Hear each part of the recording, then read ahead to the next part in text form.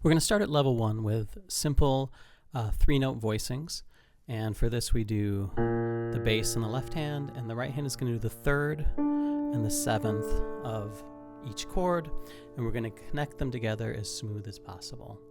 So B flat major 7, E flat 7, A flat 7, G7, C7, and then C minor 7 gives us the E flat, and then that can take us to B flat major, and we can start back up at the top. All right, so this is what this sounds like.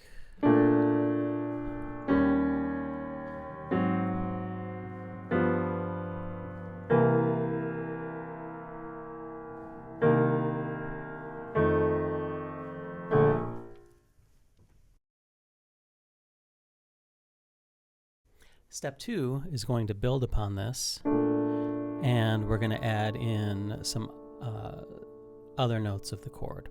So what we're going to do for major 7 chords and minor 7 chords is we're going to do 3, 5, 7, and 9. Now previously on the B flat major 7 chord, we did 3 and 7. We're also going to add the 5 and the 9. And we could also invert this to have the 3rd on the bottom, 3, 5, 7, 9. In this context, we're going to start it here, 7, 9, 3, 5. Later on, we get a C minor 7 chord, and this one will end up being here, 3, 5, 7, 9. Okay. So that's for the major 7 and the minor 7 chords. The other chords, which are all dominant quality, we're going to add in the 9th and the 13th on each chord. So here's E flat 7, 3rd and 7th, 9, and 13. When we go to the A flat 7, 3, 7, 9, 13, slide everything down to G7, 3, 7, 9, 13, C7, 3, 7, 13, and 9. Here's our C minor 7 with the 3, 5, 7, 9, and then 3, 7, 9, 13, and then B flat major 7, which can be here or up here. Here's what this sounds like played through.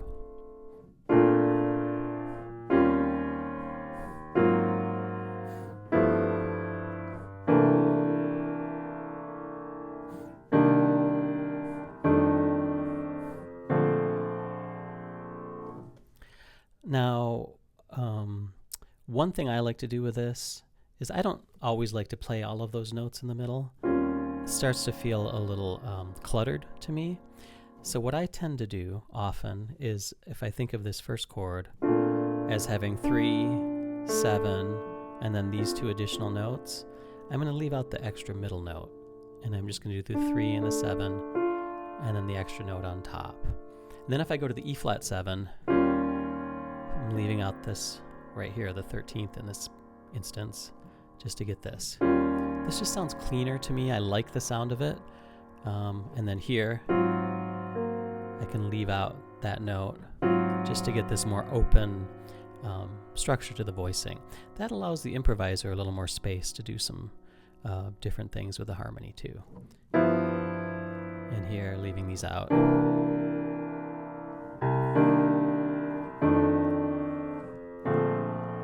I'll do that a lot when I'm improvising. If I'm doing these voicings in the left hand and improvising in the right, I like how it sounds to leave that note out of the middle. It just feels cleaner. There's a little more clarity to it for me. So if I'm improvising,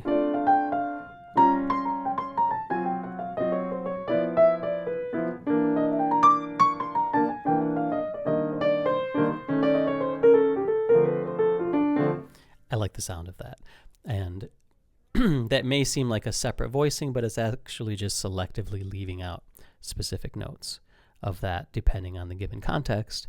And the name of the game here with these voicings is, these are all just possibilities, and you can change them around. And if something sounds good to you, that's what you should do, because you want this to reflect what you think about how the music should sound, not how everyone else plays it.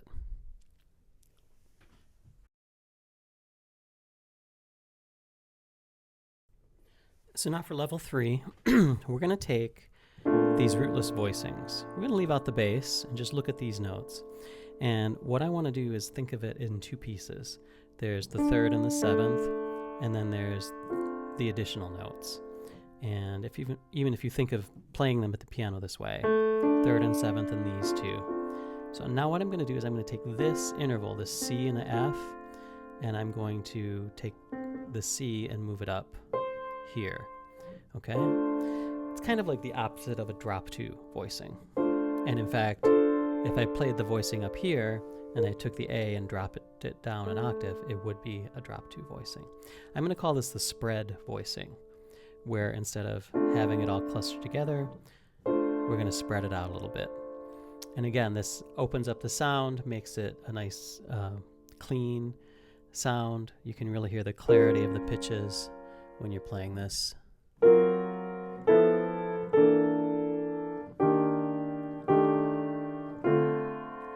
So our voicings, here we've got our B flat major 7, which was this, and then here this becomes this, and this becomes this. And you can see on the notation above and also in the PDF linked below. You can get these voicings, but it's best if you figure them out without having to read them. Or if you do use the music, put it away and learn to play it without having to read it. Okay, so here's what this sounds like in time. 2, 3, 4.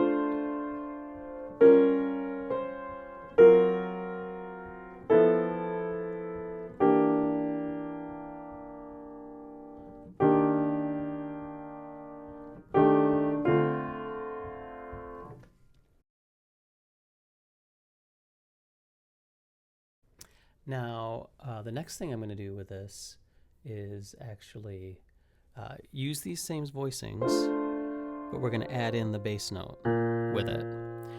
Now, rather than doing 2 and 2 and then trying to reach the bass note, we'll redistribute the notes. So 3 are in the right hand and 1 is in the left hand. And then we can add in the bass note.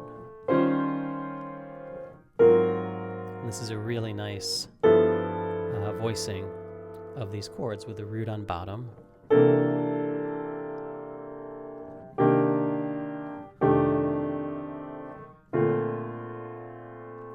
Okay, and here this is again in time.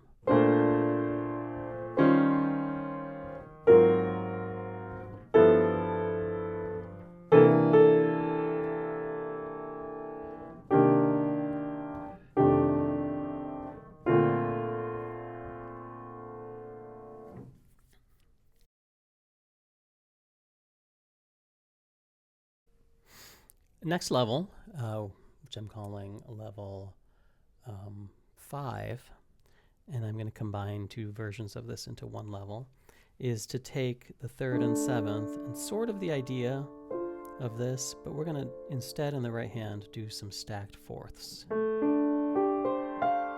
So this one works really well for the B flat major 7.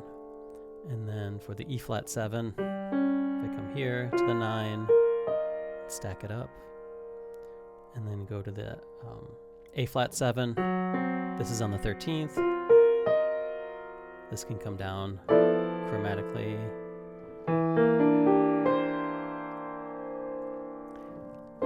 And these are all stacked 4ths in the right hand.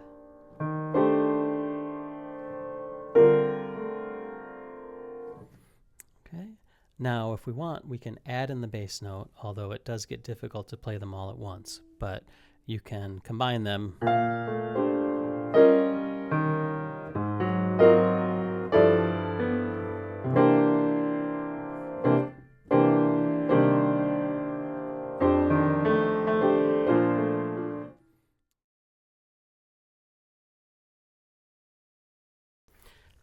For level 6, we're going to use upper structures for these chords.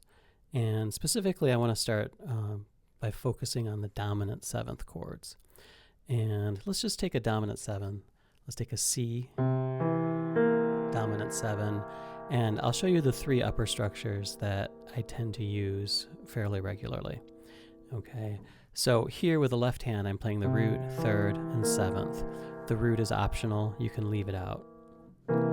Okay, and what's happening in the right hand is I'm thinking of playing a major triad, and I'm naming the upper structure based on the note of the scale that it starts on. So I'm going to say that over this, I'm going to play the 2 major upper structure. So that's the 2nd note of C, and it's a D major triad. It's a really beautiful chord. It gives you the 9, the sharp 11, and the 13. And you can do it without the bass note. You can invert this and spread it out. It works really well if you want to break up the right hand with these sort of double arpeggios and have the left hand sort of trail along.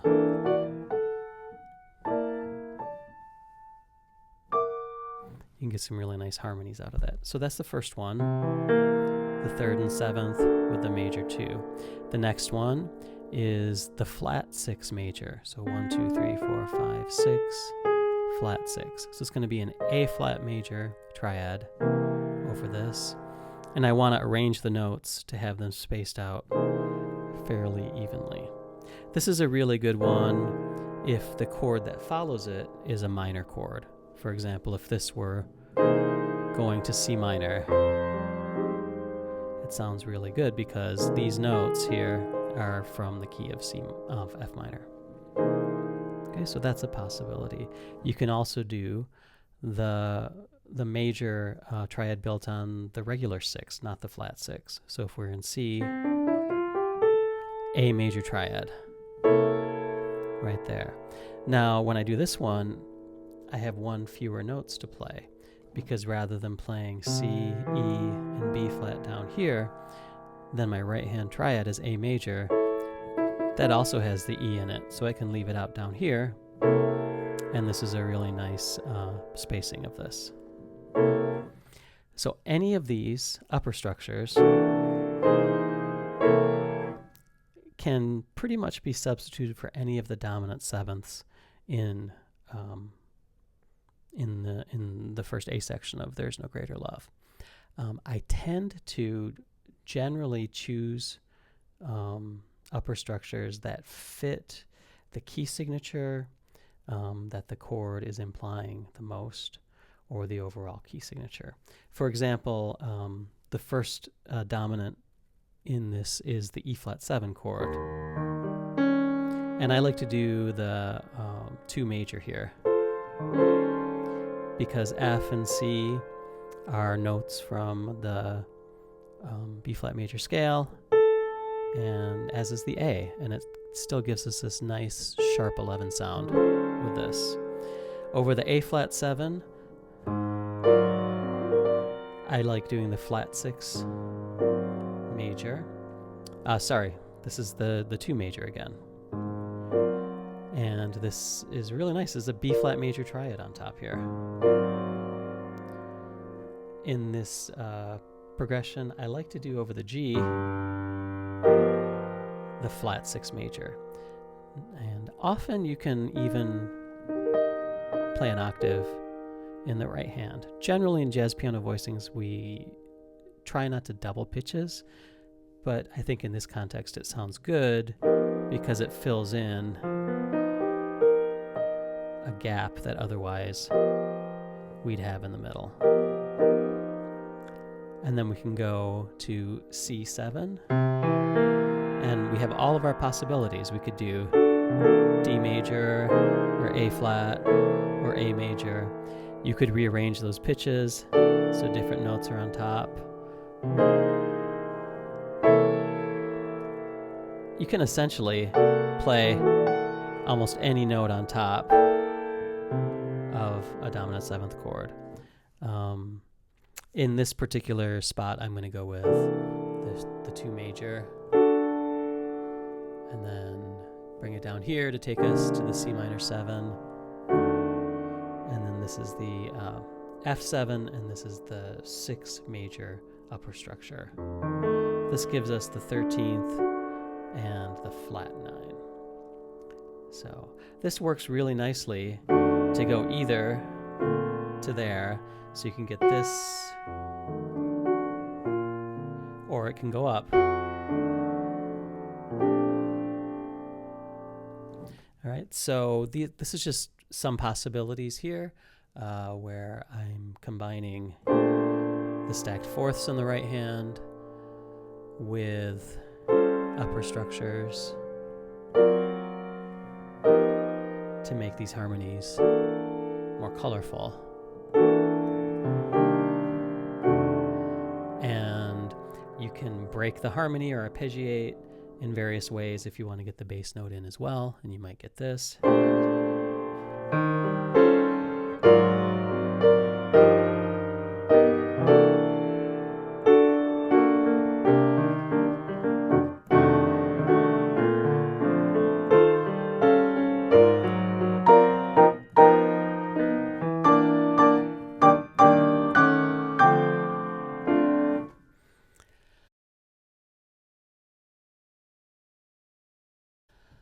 Now for the last level 7, I want to think of that as combining everything from levels 1 through 6. And then you'll develop a sensitivity to be able to just sort of pick and choose notes you want to pile up on top of these and increase or decrease the density of the chords as you see fit. So for example, I might play this.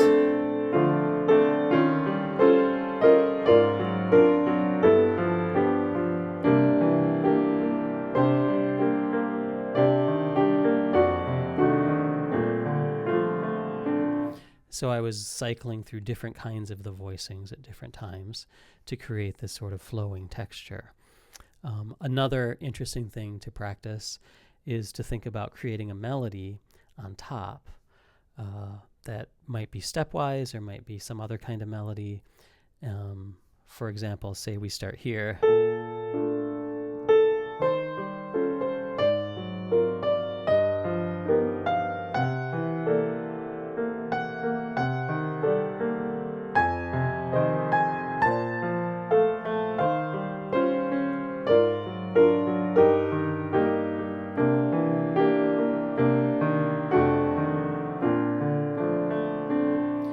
And that gives you quite a bit of opportunities to do interesting things with cycling through the different types of voicings and creating some dynamic shapes that unfold over the course of a few measures or a phrase or an A section or even an entire chorus or several choruses.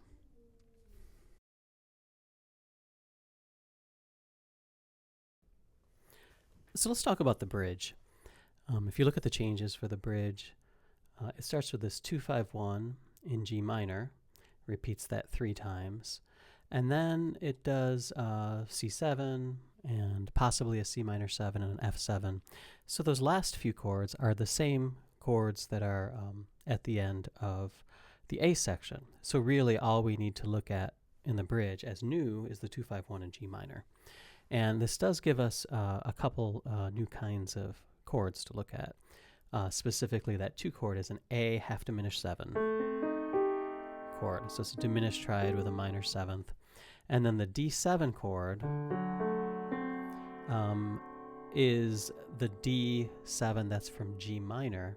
So rather than adding to it the 9th and the 13th from G major, we can add in notes from G minor, and I tend to voice this as a D7 with a sharp 9 and a flat 13.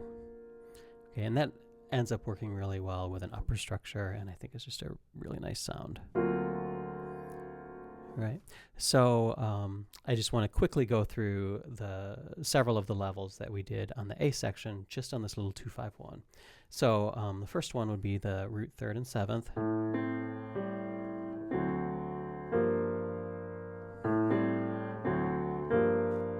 The next one would be the rootless voicings.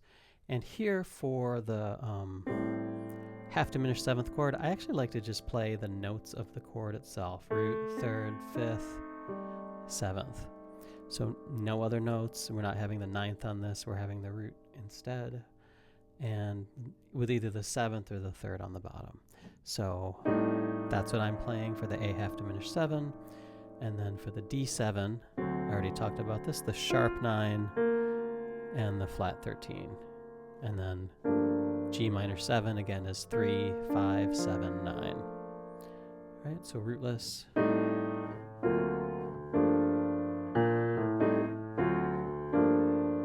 Okay, so then we can take these and do our spread voicings.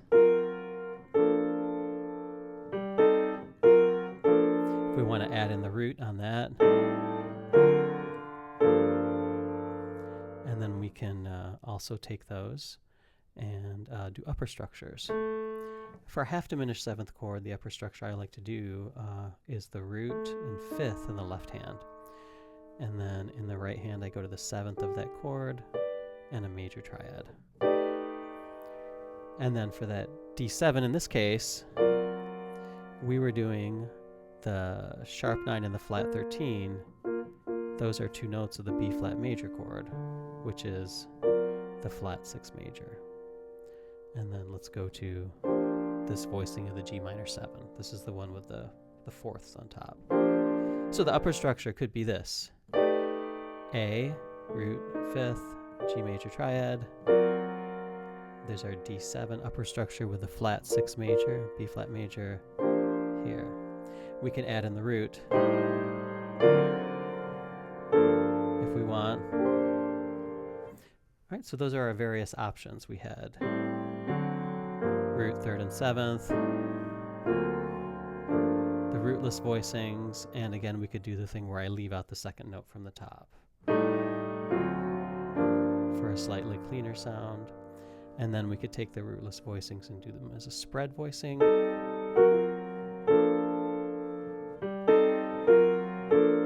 We could do them as an upper structure. Okay, one last thing I want to look at is using a drop 2 voicing, which sounds really good on half diminished chords. So if we have A, C, E flat, and G,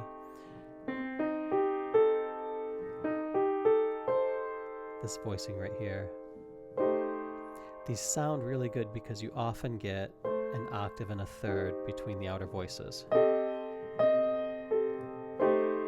This next one is actually a second, but this one is a third. The rest are all thirds. And drop 2 voicings sound really great with half diminished seventh chords.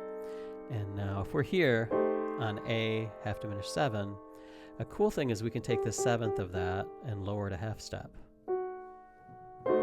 That makes an F sharp fully diminished seventh chord, which we could view as a D7 chord with a flat 9, just drop off the root, and we can play an F sharp fully diminished 7 chord. And we can do that as an upper structure as well.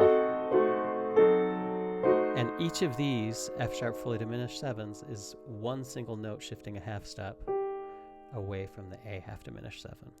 So that gives you here A half diminished 7, upper structures, drop 2. If I take the G and drop it a half step, now I've got the F sharp fully diminished 7.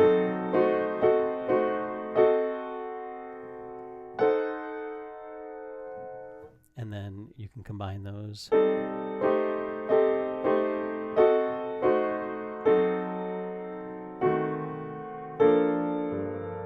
the G minor 7. So those are all options for the bridge.